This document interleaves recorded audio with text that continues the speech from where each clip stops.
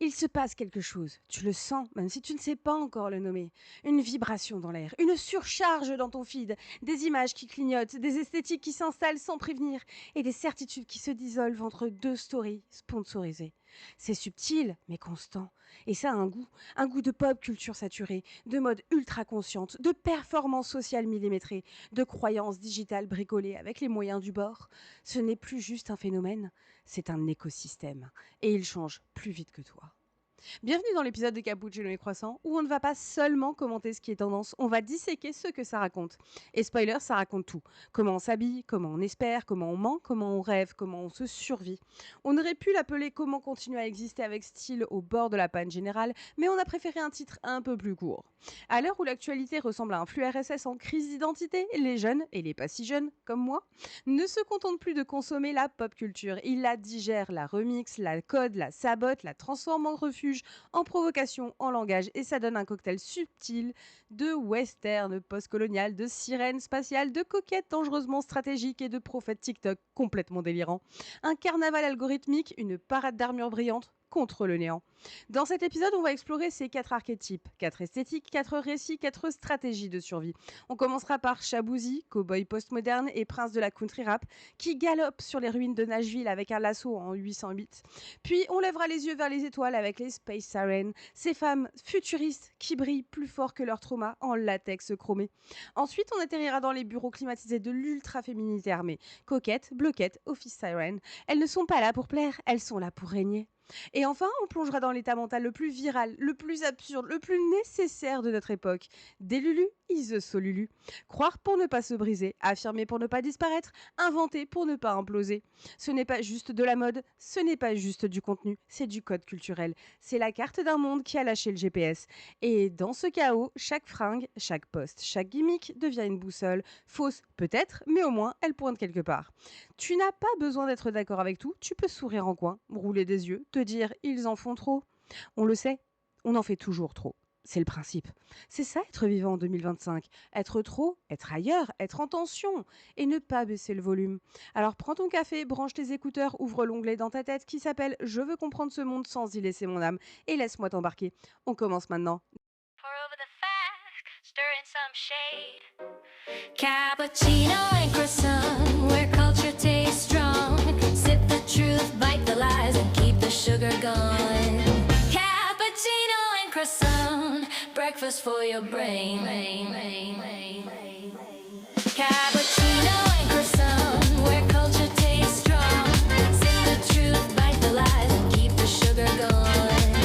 Cappuccino and croissant, breakfast for your brain. Un endroit où les Santiago brillent plus fort que les Rolex, où les solos de guitare dégoulinent sur des beats trap, et où les cow-boys boivent du bourbon dans des gobelets Starbucks recyclés. Cet endroit, c'est 2025, et son shérif, c'est Shaboozey.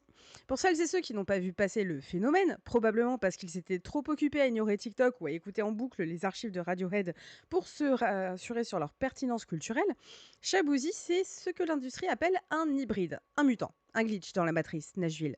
Né aux États-Unis de parents nigérians, cet artiste a d'abord flirté avec le hip-hop avant de bifurquer vers une country déglinguée post-genre révoltée et méchamment virale. En avril dernier, son single Bar Song, Tipsy, a écrasé les charts avec la discrétion d'un tracteur en rodéo. 19 semaines numéro 1 au Billboard Hot 100. Des dizaines de millions de streams et une hype alimentée autant par la nostalgie que par la pure absurdité de ce qu'il incarne. Il n'est pas seulement en train de marcher sur les traces de Lil Nas X, il est en train de tracer sa propre piste, en bootcut chromé. Mais Shaboozey n'est pas un phénomène isolé. C'est le symptôme le plus flamboyant d'un basculement plus large, l'émergence du New Western. On pourrait croire à un énième revival de la cowgirlcore ou d'un rebranding TikTok de la country. Mais non. Ce que 2025 appelle nouveau western n'a que peu à voir avec les westerns spaghetti d'hier. Ici, pas de John Wayne ou de poussière d'Arizona. À la place, des planches de surf, des Stetson iridescents, des clips tournés à des stations-service abandonnées et surtout une esthétique fusionnée de folklore de l'Amérique profonde remixée par la génération algorithmique.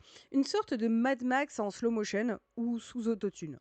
Beyoncé, évidemment, a soufflé sur les braises de cette mutation avec Cowboy Carter, un album où elle rend hommage aux racines noires de la country tout en dézinguant les clichés racistes et sexistes du genre avec la subtilité légendaire, c'est-à-dire aucune.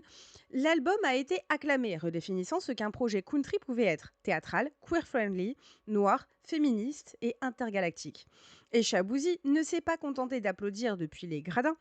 Il est monté à cheval sur 2 morceaux de l'album, Spaghetti et Sweet Honey Buckin, s'imposant comme la relève évidente et incontestablement plus rugueuse de ce nouveau country. Alors que fait-on quand la country, longtemps perçue comme blanche, viriliste, homophobe et politiquement douteuse, devient le nouveau terrain d'expérimentation des artistes les plus novateurs du moment? On observe, on écoute et on rit doucement. Parce que c'est là à la fois totalement inattendu et désespérément logique. Le New Western, ce n'est pas juste une ambiance musicale, c'est une vision, un storytelling, une esthétique. Selon les analystes culturels, oui, ça existe. Cette tendance est le reflet d'un malaise post-pandémique mêlé à une pulsion de racines. La jeunesse ultra connectée, saturée de néon, Y2K et réalité filtrée, cherche désormais à réancrer dans des symboles tangibles, même s'ils sont complètement trafiqués. Les boots western deviennent le nouveau statement. Les chemises à franges font leur retour dans les festivals. Et les playlists Apple Music mêlent Morgan Wallen à Doja Cat sans sourciller. L'autre raison de cette fascination westernisée, TikTok. Le réseau en 2025 continue à être le champ de bataille esthétique par excellence. C'est là que ce line dancing a fait son comeback, que les défis viraux autour de A Bar Song ont explosé et que la Cowgirl Fusion a été désignée comme la vibe du moment. Entre deux danses, un groupe et 3 confessions d'anciens ex-mormons, l'application a transformé la country d'un vieux genre poussiéreux en un terrain de jeu hyper moderne. Mais Shaboozey ne surfe pas juste sur la vague, il la provoque. Son univers visuel est dense, contrôlé, audacieux. Des clips où la narration flirte avec le rêve, où la ruralité devient punk et où les ponchos vintage rencontrent les décors de films de science-fiction. Musicalement, il marche sur une corde raide entre provocation et sincérité. Il n'a pas le clin d'œil ironique dans sa manière de chanter une chanson de bar avec l'âme d'un poète bourré de rage et de mélancolie. Il incarne ce que peu de jeunes artistes osent aujourd'hui. Un personnage, un vrai, avec un univers, une voix, un discours, une esthétique et un groove qui ne ressemble à rien d'autre.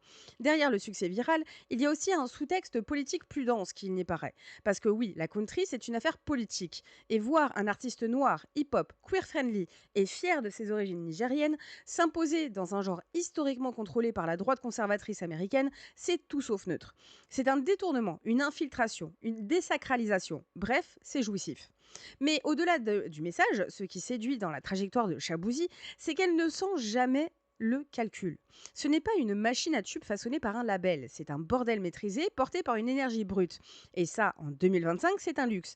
À l'heure où tout le monde essaie d'être safe sur les réseaux sociaux, lui débarque avec son chapeau, son whisky et ses punchlines codées en sud profond. La vague New Western ne durera peut-être pas. Peut-être que dans 6 mois, on se moquera de cette obsession pour les bottes à franges et les TikTok tournés dans des granges. Mais Shaboozey, lui, est déjà ailleurs. Son prochain album est en cours, il multiplie les apparitions live et les collaborations inattendues, et surtout, il semble plus intéressé par la construction d'un monde que par l'occupation temporaire des charts. Alors non, la country n'est pas morte, elle est juste rebootée. Et comme dans tous les bons westerns, ce ne sont pas les shérifs qui écrivent l'histoire, ce sont les hors-la-loi.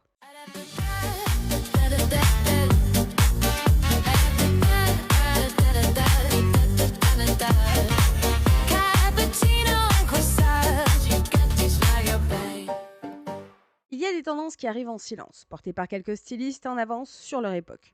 Et puis il y a celles qui débarquent comme une météorite larguée par Beyoncé depuis une station orbitale clignotante de chrome, de vinyle et l'énergie galactique féministe. C'est ainsi qu'est née, ou plutôt revenue en 2025, la tendance Space Siren, alias rétro-future femme, dans sa version la plus affirmée. Une esthétique qui mélange cuir, chrome, science-fiction kitsch et féminité aiguisée comme une lame. Plus qu'un look, une déclaration d'intention. Tout a commencé officiellement en deux temps. Premier temps, Zendaya, l'actrice, est entrée dans la promo de Dune, partout, habillée comme si elle sortait d'un bar spatial pour créatures hautement bankable. Courbes métalliques, silhouettes futuristes, armures moulées comme des exosquelettes, Chanel, Second temps, Beyoncé, avec son album Cowboy Carter, elle ne s'est pas contentée de revisiter l'imaginaire western. Elle l'a broyé, pas été reconstruit et catapulté dans un autre espace-temps où les cowgirls sont les reines galactiques aux bottes dorées et aux bustiers cybernétiques. Et voilà, sans préavis, l'esthétique Space Siren venait de renaître. Mais ne nous trompons pas, cette tendance n'est pas née dans un simple caprice de styliste ou un filtre TikTok de plus. Elle s'ancre dans une dynamique profonde, celle d'une féminité post-MeToo, post-pandémie, post-patience, une féminité qui n'essaie plus de se fondre, de se faire discrète, de se travestir en cool neutralité beige. Non, elle s'affiche, elle clignote, elle scintille, elle coupe, elle ressemble à une Blade Runner en bottine Margiela. Elle ne veut pas séduire, elle veut dominer l'espace visuel. L'esthétique rétro-future femme, telle qu'elle est repérée par les analystes de Loop Lab, n'est pas une réponse directe à l'obsession croissante pour la féminité affirmée, amplifiée, ultra codée. C'est l'étape d'après la Barbiecore de 2023 ou la Coquette Girl de 2024. Ici, pas de dentelle douce ni de rose pastel, mais du vinyle, du latex, des coupes structurelles qui disent «Je suis venue sauver le monde, mais pas avant d'avoir pris ma lumière». Le Y3K remplace le Y2K. L'aéro-sexy supplante le cute silly. Et dans les pas de Beyoncé et Zendaya, toute une génération de jeunes femmes et de stylistes reprennent les codes des guerrières de l'espace pour recoder au féminin. Ce n'est pas un hasard si les hashtags Space Siren et rétro cybernétique, ont explosé sur TikTok dès mars 2025, flirtant avec 200 millions de vues cumulées. Comme si tout le monde voulait fuir une réalité trop plate en s'imaginant pilote d'un vaisseau spatial en plexiglas rose. Destination indépendance. La Space Arène n'est pas juste belle, elle est inatteignable, intimidante. Elle est le contraire de la Manix Pixie Dream Girl. Elle ne vient pas t'aider à trouver ta vérité d'homme tourmenté. Elle vient te la claquer à la figure, en dansant sur un remix industriel de Donna Summer. Elle parle peu, elle clique fort. Son talon aiguille mesure 13 cm et sert d'antenne Wi-Fi. Elle lit Octavia E. Butler.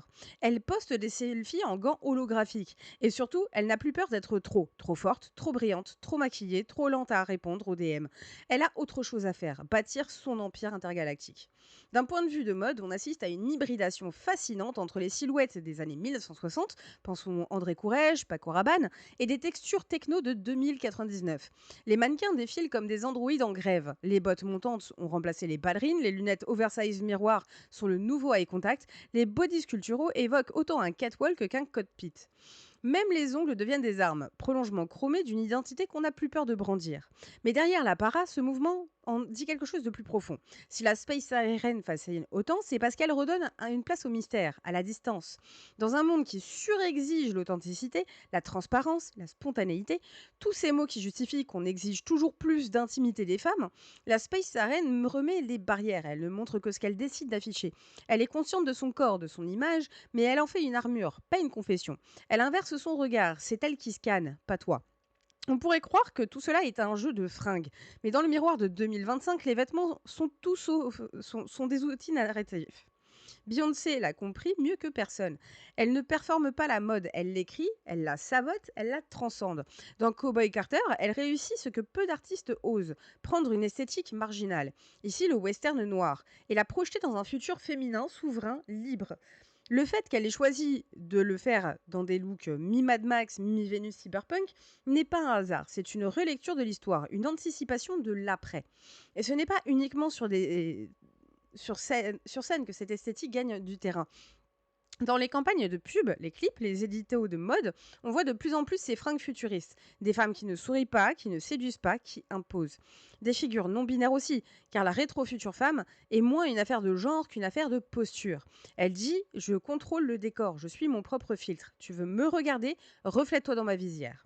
Alors bien sûr, cette tendance aura des dérives. D'ici quelques mois, H&M vendra des combinaisons spatiales casual pour le brunch du dimanche. TikTok nous inondera de tutoriels How to look like a space siren when your rent is due and your eyebrows are asymmetrical. Et certaines marques tenteront d'en faire un business aseptisé. Mais à son origine, cette esthétique porte une charge radicale. Elle offre une possibilité. Celle d'exister hors des attentes habituelles, hors des étiquettes trop étroites, hors de la planète littéralement. La mode est souvent moquée pour son inconstance, mais parfois elle capte des frémissements que la politique ou la littérature mettent des années à traduire.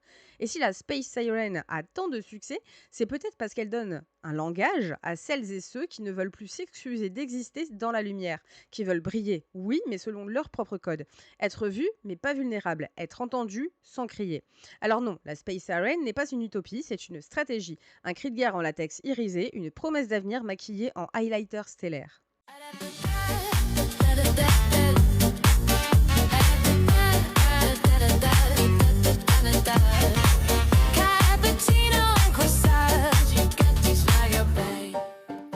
Il paraît que la mode est cyclique, que tout finit par revenir, qu'on ne fait que recycler.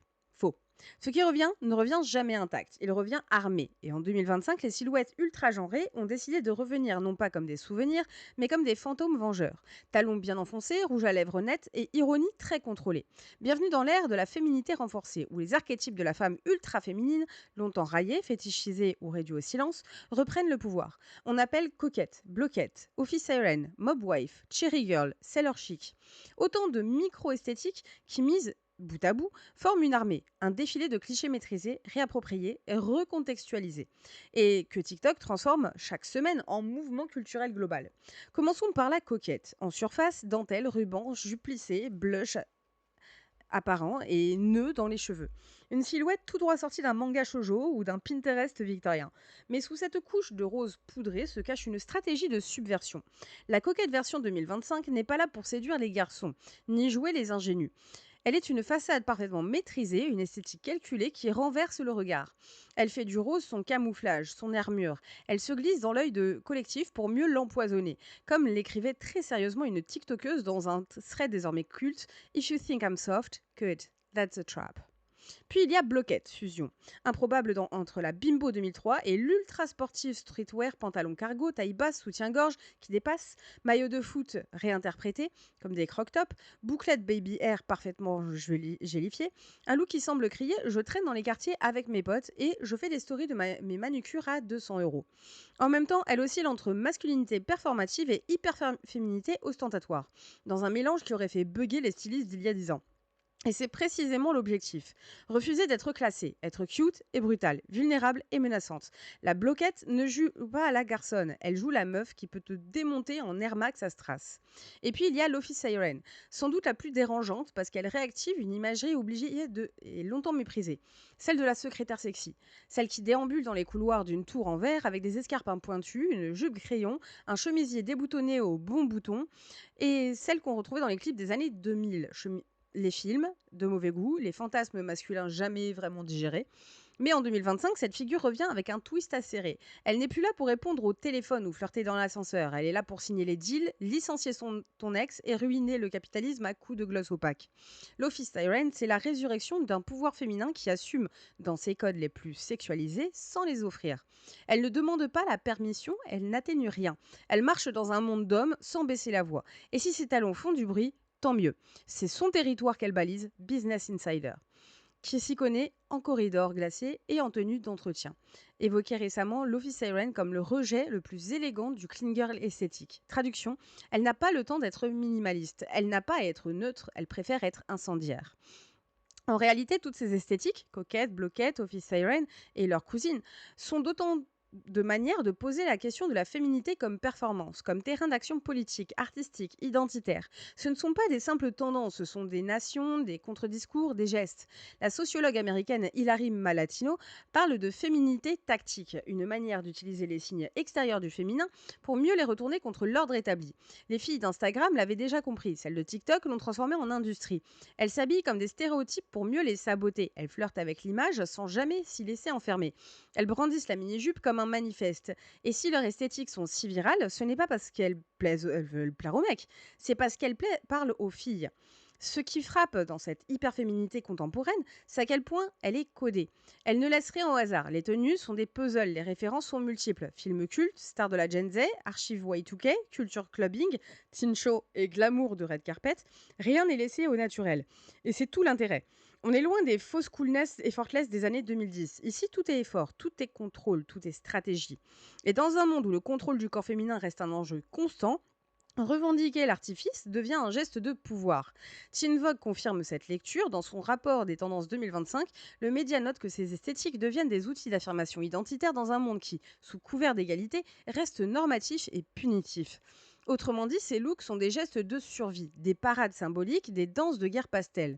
On pourrait rire de l'explosion de ces micro-trends si elles n'étaient pas si révélatrices de l'état du monde, de l'évolution des normes, de la capacité d'une génération à rejouer les règles avec ironie, cynisme et glamour. Celles qui s'habillent en coquette ne veulent pas revenir en 1820. Celles qui s'habillent en office siren ne veulent pas bosser chez Deloitte. Et celles qui adoptent le look bloquette ne rêvent pas de devenir footballeur. Elles veulent brouiller les pistes, créer des zones floues, être là où on ne les attend pas. Alors oui, en 2025, la féminité est une armure, parfois rose bonbon, parfois noir vinyle, parfois en cuir blanc et bas couture, mais toujours chargée de sens, et toujours portée avec une conscience aiguë du regard qu'elle attire et de ce qu'elle protège.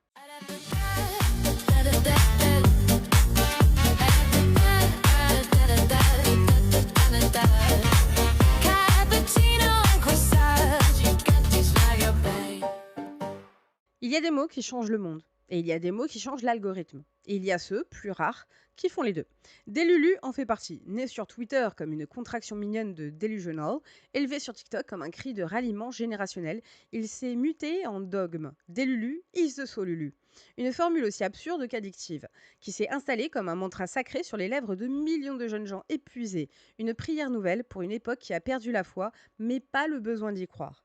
À l'origine, c'était une blague, un mime, un manège léger de justifier des fantasmes un peu ridicules. Croire que ton crush t'aime secrètement, que tu vas décrocher ce CDI après un entretien bancal, que le karma finira par se charger de ta manager passive-agressive. Le tout en sachant très bien que rien de tout ça ne va probablement se produire.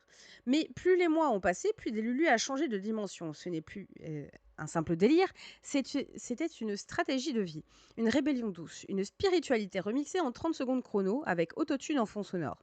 Selon The Guardian, le phénomène est une réponse directe à la précarité psychologique d'une génération, à qui on a tout promis sauf la stabilité. Une génération qui a grandi avec le développement personnel en trame de fond, mais pour qui les coachs en ligne et les planificateurs de gratitude n'ont pas suffi. Parce qu'en 2025, être réaliste, c'est déprimant. Delulu, c'est un refus, un rejet de la logique, de la productivité, du pessimisme ambiant. C'est croire au miracle, non pas parce qu'il est probable, mais parce qu'il est nécessaire. Parce que la vérité, telle qu'on la vend sur BFM ou dans un manuel d'orientation, n'offre aucun rêve vivable. Sur TikTok, les vidéos estampillées Delulu Mindset pullulent. Elles cumulent des centaines de millions de vues. On y voit des filles répéter I already got the job en boucle avant même d'avoir postulé.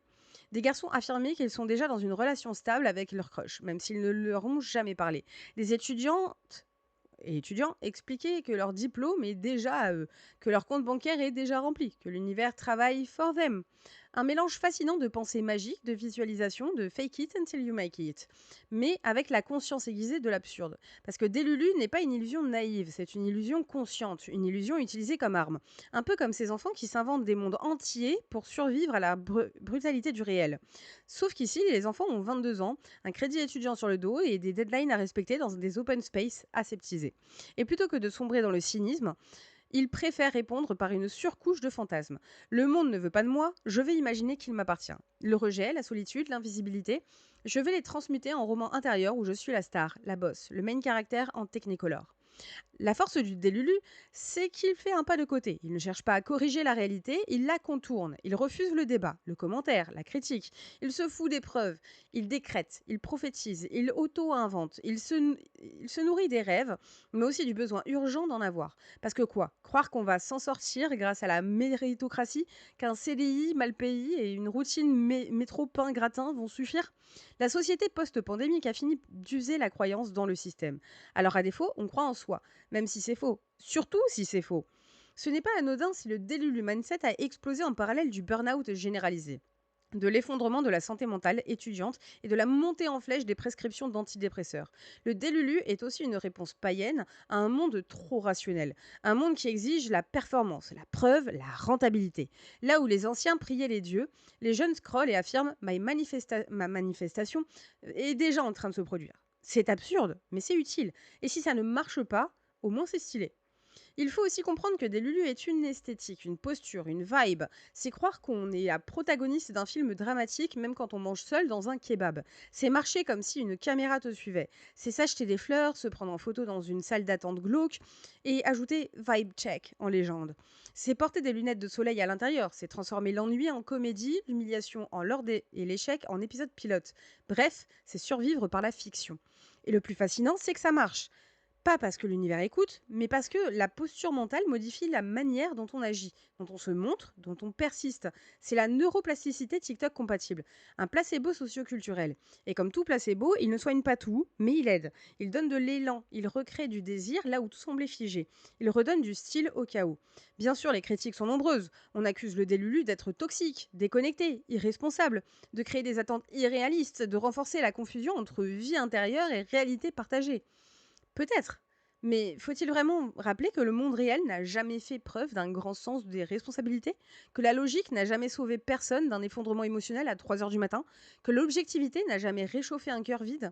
Delulu n'est pas un mensonge, c'est une résistance, une tentative de reprendre la narration, de créer un espace où le rêve n'est pas ridicule mais nécessaire, où l'on peut croire à l'amour, la réussite, la beauté, même quand rien n'indique que c'est plausible. C'est l'imagination comme système immunitaire. En 2025, les religions traditionnelles reculent, mais le besoin de croire est toujours là. Il mute, il se digitalise, il se viralise, il devient performatif, communautaire, algorithmique. Et au lieu de prières, on a des affirmations, au lieu de prêtres, on a des influenceurs. Et au lieu de dogmes, des sons remixés en boucle. Mais le fond reste le même, une quête de sens, de transcendance, d'espoir. Alors non, Delulu n'est pas une pathologie, c'est une culture, une liturgie de l'absurde, une foi reprogrammée en langage zoomer. Et si ça peut donner un peu de lumière à celles et ceux qui avancent à l'aveugle, alors c'est peut-être justement la solution.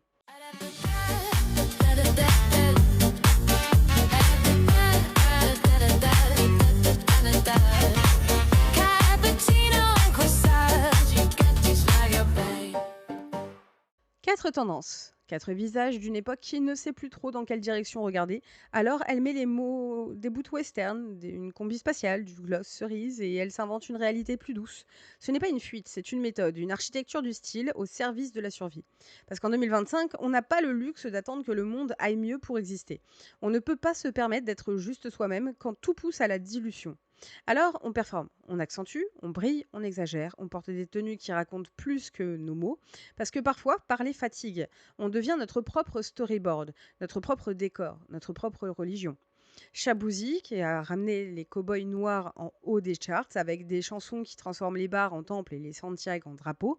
Les Space Sirens, elles, ont reconquis le cosmos, un talon à la fois, avec des bodies métalliques et des regards de cyborg lucides. Les coquettes, les bloquettes, les sirènes de bureau ont cassé la vitrine patriarcale pour mieux se prendre en photo dedans. Et les délulus ont compris que la réalité, laissée à elle-même, n'est pas toujours une safe space. Alors, elles l'ont réécrite. Ce n'est pas que la mode, ce n'est pas que du contenu, c'est du code. C'est de la mythologie contemporaine. Ce sont des nouveaux archétypes glitchés, post-ironiques, ultra connectés. Ce sont des façons qu'a trouvé cette génération pour résister à l'effacement, pour être vue, pour ne pas se laisser réduire à une fonction, un job, un échec ou un algorithme. C'est ce que nous appelons ici, humblement mais bruyamment, la culture pop. Mais si on voulait être plus honnête, on pourrait dire aussi que c'est de la poésie en haute résolution. Alors, si ces histoires résonnent, si ces visages te ressemblent un petit peu, si tu reconnais dans la co-girl qui code, dans la stagiaire en jupe latex ou la fille qui murmure ça va marcher en fixant son plafond, sache une chose, t'es pas seul, t'es pas fou ou folle, t'es dans l'époque, t'es dans le glitch, t'es dans le vivant. Et si tu veux continuer à naviguer dans ces zones floues avec moi, tu sais où me trouver. Le podcast Cappuccino et Croissant revient chaque semaine pour creuser, décoder et souffler sur les braises du chaos culturel. Mais ce n'est que la surface. Il y a ma musique aussi, notamment Glitch, mon dernier album qui est disponible sur toutes les plateformes. C'est ce même monde mais en synthé, en colère douce et en refrain que personne n'a demandé d'aimer. Il y a mes livres, des nouvelles science-fiction, des thrillers psychologiques, des contes, des essais, des mots pour celles et ceux qui ne rentrent dans rien, mais qui veulent tout comprendre, même le vide. Il y a mon site, mes réseaux, mes vidéos, mes livres, mes lives. Ce n'est pas qu'une marque, c'est un endroit, un refuge pour les gens qui réfléchissent trop, qui ressentent trop et qui refusent de le cacher. Alors si tu veux explorer tout ça, plonge, sans ironie cette fois, le lien est dans la bio, ou dans ton instinct. On se retrouve très vite dans tes écouteurs, dans tes lectures, dans tes pensées et peut-être bientôt dans ton propre glitch. À très bientôt. Allez, salut!